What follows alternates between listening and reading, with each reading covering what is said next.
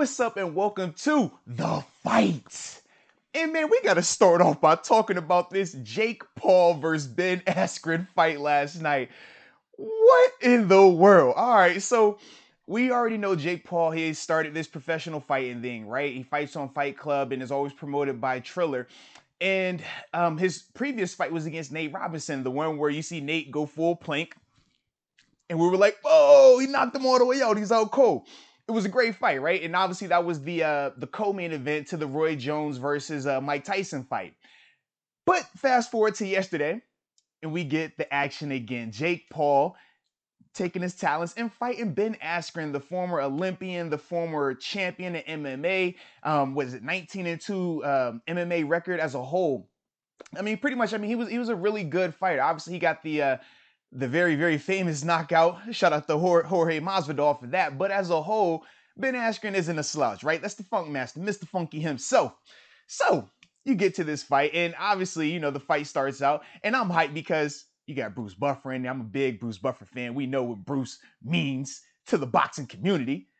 So it was dope. But Bruce messed up his name. He calls him Ben Askew. Ben Askew. Who the heck is Askew? Are you asking me? Am I asking you? Who are we asking? But that's neither here nor there. But fight gets started. And shout out to Snoop in his commentary, because anybody that's heard Snoop commentate, oh, it is a sight to see.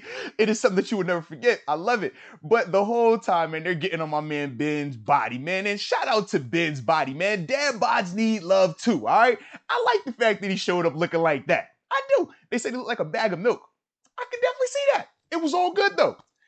But here's where, I started to have my conspiracy theories here. They getting it going. Okay. Now, obviously, with boxing gloves are a lot thicker than the MMA gloves that Ben Askren is used to being hit by. And yes, at times, Jake Paul did look like he had some training. I understand that. He looked good at times, yes.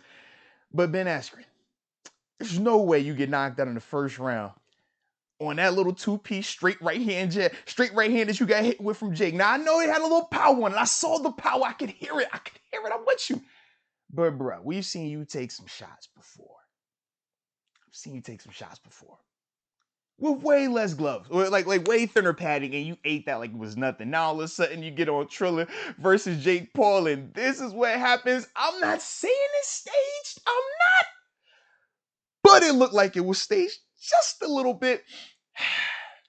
Because once again, like I said, after he gets hit, everything is going crazy. Ben gets up, takes a stand in 8 count. He's looking at the referee, and the referee's like, it's over. It's done.